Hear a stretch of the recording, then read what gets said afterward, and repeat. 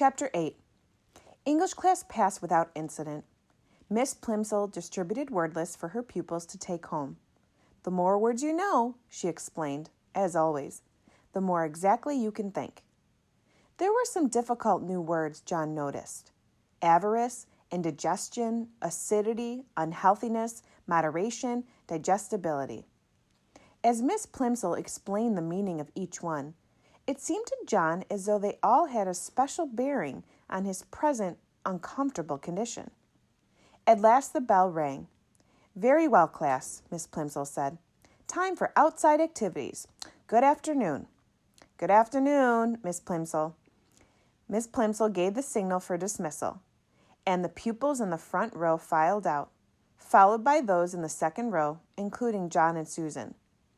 Susan played a violin in the school orchestra, and usually she and John went to the rehearsals in the auditorium together. This time Susan hurried on ahead of him. John followed very slowly.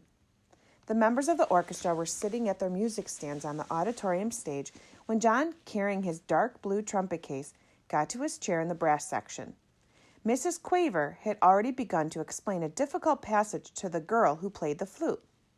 "Just after Jay sings, 'Nestlings chirp and flee,'" she was saying, "you come in with your trill, doodle-doodle, little-little-loo. Do you see the place on your score? Good." "Ah, John," Mrs. Quaver exclaimed, seeing him in his place, "I'm glad you're not absent.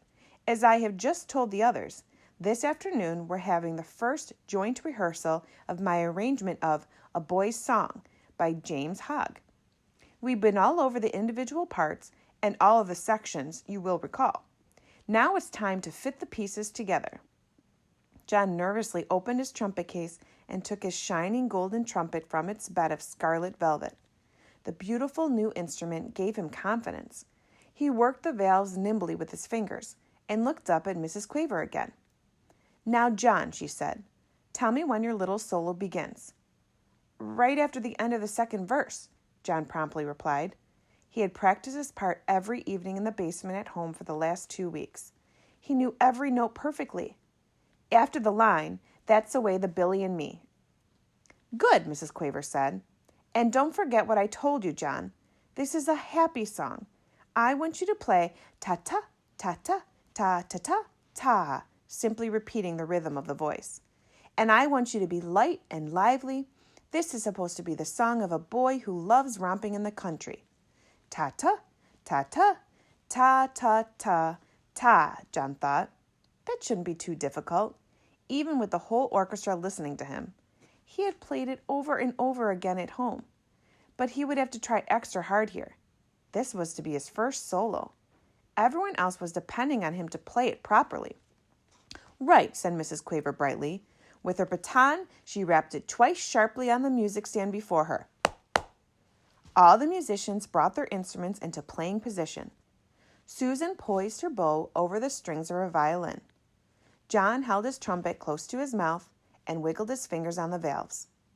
Mrs. Quaver's baton moved from side to side, up and then down. The cymbals clashed and the drums thumped. The pianist brought his fingers down on the ivory keys of the piano. The violinists and cellists made their weeing and wumping sounds. All were in perfect unison. The rehearsal had begun. After the introduction, one of the older boys began to sing. "Where the pools are bright and deep, where the great trout lies asleep, up the river and over the lea, that's the way for Billy and me."